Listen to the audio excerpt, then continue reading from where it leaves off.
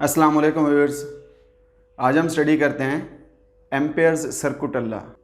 हम Ampere's law को use करते हुए हम फ्लक्स डेंसिटी को मालूम करते हैं। जैसे हम गाजेस लॉ की मदद से इलेक्ट्रिक इंटेंसिटी को मालूम करते थे by using the Gaussian imaging the Gaussian surfaces. यहाँ पे हम जब कहीं एम्पेयर्स लॉ को अप्लाई करेंगे तो हम एम्पीरियन लूप्स को सपोज करते हैं। जो क्लोज्ड एम्पीरियन लूप है उसको यूज़ करते हुए हम एम्पेयर्स लॉ को अप्लाई करेंगे और एम्पेयर्स लॉ की मदद से हम फ्लक्स डेंसिटी को मालूम करते हैं। एम्पेयर्स लॉ की जो स्टेटमेंट है,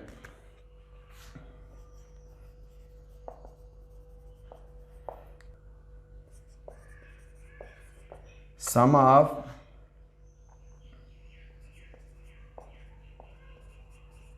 B dot del L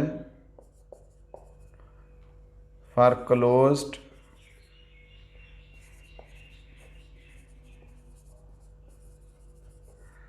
Empyrean loop is equal to mu naught times the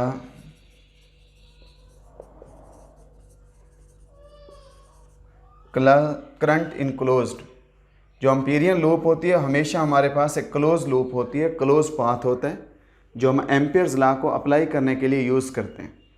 और उसके लिए क्या लिखा है हमने, सम ऑफ B डॉट L यानी सुमेशन। अगर हम इसको B डॉट L लिखें, मैं इसको I लिख देता हूँ, where I is equal to 1 to I is equal to N for the total path that is equal to mu naught into current enclosed by the amperian loop. हम इसको explain करते हुए हम कहते हैं ये हमारे पास एक करंट कैरिंग वायर है। इससे यूं करके ये कन्वेंशनल करंट अपवर्ड जा रहा है। करंट इनक्लोज्ड हमारे पास ये है। हमें कहा जाता है कि आप इस पॉइंट के ऊपर मैग्नेटिक फील्ड को मालूम करें। जब इस पॉइंट पे मैग्नेटिक फील्ड को हमने मालूम करना है, हम इस पॉइंट से गुजरती हुई एक एम्पीरियन लूप सपोज करते हैं।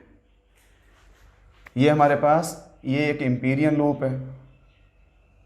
एम्पीरियन लूप मैं यहाँ पे ये सर्कुलर शेप में ले लेता हूँ।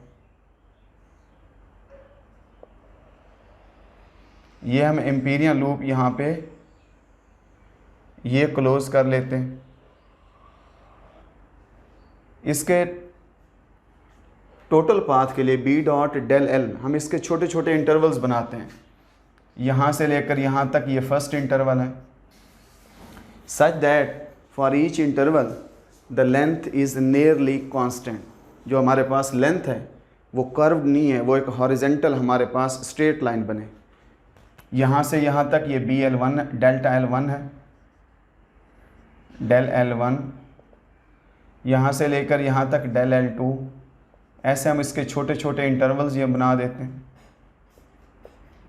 ये कोई ith इंटरवल है, इसके लिए लेंथ आ जाएगी डेल Li। मैग्नेटिक फील्ड का हमने क्या पढ़ा था, अगर करंट अपवर्ड डायरेक्शन में मैग्नेटिक फील्ड यूँ एंटी क्लॉकवाइज होगा। अगर ये कन्वेंशनल करंट की डायरेक्शन यूँ अपवर्ड है तो मैग्नेटिक फील्ड यूँ एंटी क्लॉकवाइज। तो इस पॉइंट पे मैग्नेटिक फील्ड एंटी क्लॉकवाइज ही होगा। यहाँ पे हम कह देते हैं मैग्नेटिक फील्ड क्या है, BI। मैग्नेटिक फील्ड और लेंथ के दरमियान जो एंगल है उसको हम लिख देंगे वो थीटा I है। यहाँ पे जो B है उसको हम बोल देते हैं ये B1। यहाँ पे जो B है टेंजेंशियल डायरेक्शन में B2। और लास्ट nth इंटरवल के लिए लेंथ है डेल्टा LN। जो B है वो क्या आ जाएगा, BN। लेंथ हमारे पास क्या है डेल्टा N LN। इसका जो एंगल बनेगा वो क्या आ जाएगा, वो थीटा N। तो B dot del L summation B dot del L for the for I and I is equal to 1 to I is equal to N। इसको सम अप करते हैं। I1 लिखेंगे तो क्या आ जाएगा, B del L1 plus I2 के लिए B del L2 और लास्ट में IN के लिए B डॉट del LN। ये टोटल हमने इम्पीरियल लूप का B डॉट del L का सम लिया है। B और जो लेंथ एलिमेंट है उसके डॉट प्रोडक्ट का हमने सम लिया है, वो ये है। और जो उसका टोटल सम है that is equal to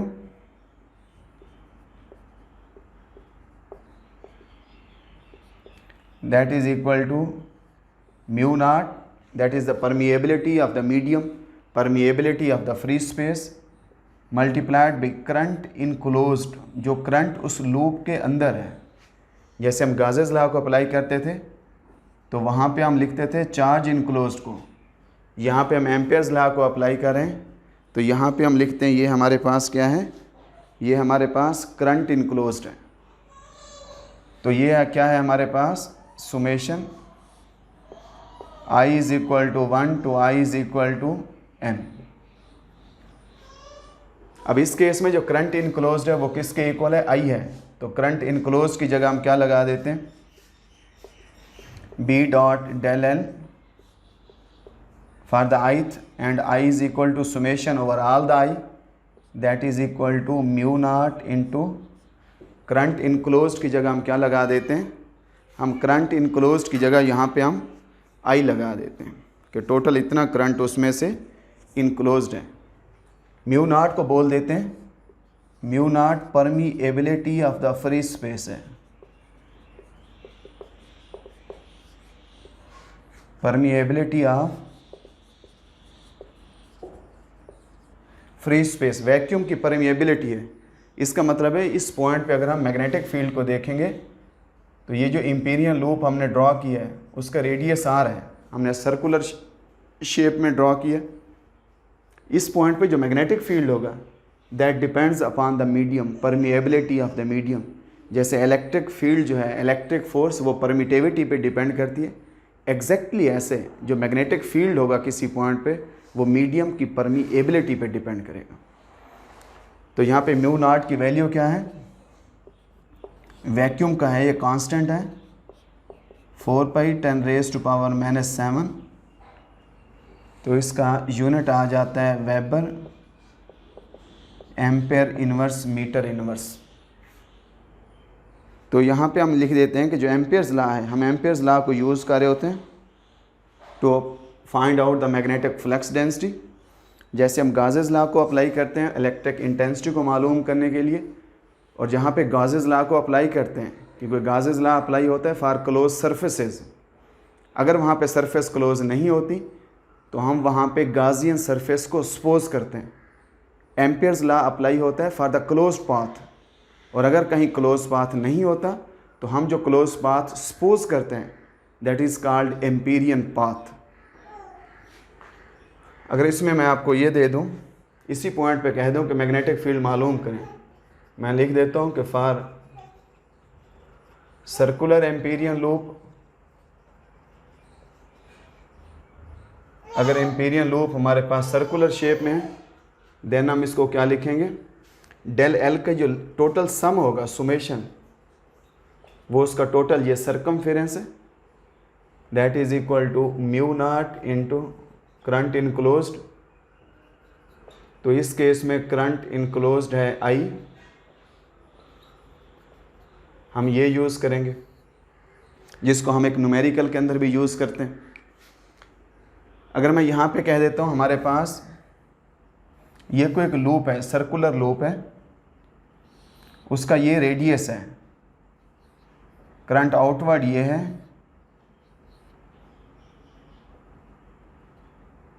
current जो आउटवर्ड है यहाँ पे ये डॉट लगाया कि ये आउटवर्ड करंट है, ये आउटवर्ड करंट है, ये इनवर्ड करंट है, और यहाँ पे एक करंट हम, ये करंट है, ये 10 एम्पेयर का आउटवर्ड, ये 10 एम्पेयर का आउटवर्ड करंट, ये हमारे पास 5 एम्पेयर का इनवर्ड, और ये या 15 एम्पेयर का इनवर्ड, और ये हमारे पास 10 एम्पेयर का ये भी आउटवर्ड। हमें कहा जाता है कि इस क्लोज्ड सर्कुलर एम्पीरियन लूप के इस पॉइंट पे आप बी को मालूम करें। अब करंट इनक्लोज्ड हम कैसे मालूम करेंगे? Current enclosed is equal to 10 ampere outward, ये भी 10 एम्पेयर आउटवर्ड, ये 15 एम्पेयर इनवर्ड। तो नेट करंट इनक्लोज्ड क्या आ जाएगा? 5 एम्पेयर। और करंट की डायरेक्शन क्या है हमारे पास? उसकी आउटवर्ड डायरेक्शन है। नेट 5 एम्पेयर करंट है, यूँ आउटवर्ड है। अगर करंट आउटवर्ड है तो मैग्नेटिक फील्ड की डायरेक्शन क्या होगी? You anti clockwise. तो इस पॉइंट पे हम कहते हैं मैग्नेटिक फील्ड एंटी क्लॉकवाइज होगा, और यूँ उसको टेंजेंट पे ले लेंगे। ये मैग्नेटिक फील्ड इस टेंजेंशियल डायरेक्शन में इधर है। अगर हम मैग्नेटिक फील्ड की मैग्नीट्यूड को मालूम करें, जो उसकी मैग्नीट्यूड होगी वो किसके बराबर आ जाएगी? B is equal to mu naught 4 pi 10⁻⁻⁷। Current enclosed है 5 ampere divided by 2 pi. Suppose हम कहते हैं उसका रेडियस कितना है? 2 मीटर। ये 4 पाई इससे कटेगा 2 इससे कट जाएगा। B is equal to 5 10⁻⁻⁷ tesla, और उसकी डायरेक्शन क्या आ जाएगी?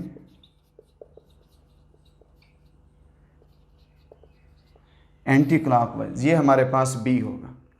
यूँ हम कोई भी MCQ ये सॉल्व कर सकते हैं। किसी पॉइंट पे हमने इलेक्ट्रिक उसमें मैग्नेटिक फ्लक्स डेंसिटी को मालूम करना हो तो एम्पियर्स लॉ को यूज़ करके हम उसकी डायरेक्शन को भी मालूम कर सकते हैं, हम उसकी मैग्नीट्यूड को भी मालूम कर सकते हैं।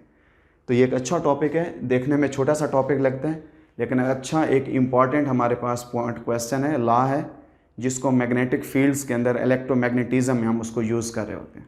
आप इसको स्टडी करें, आप इसके MCQs को सॉल्व करें। कहीं आपको कोई प्रॉब्लम होता है आप कमेंट्स करें, हम इंशाल्लाह आपके साथ हैं और आपके कमेंट्स को, आपके क्वेश्चंस को प्रॉपरली रिप्लाई करेंगे। Thank you so much.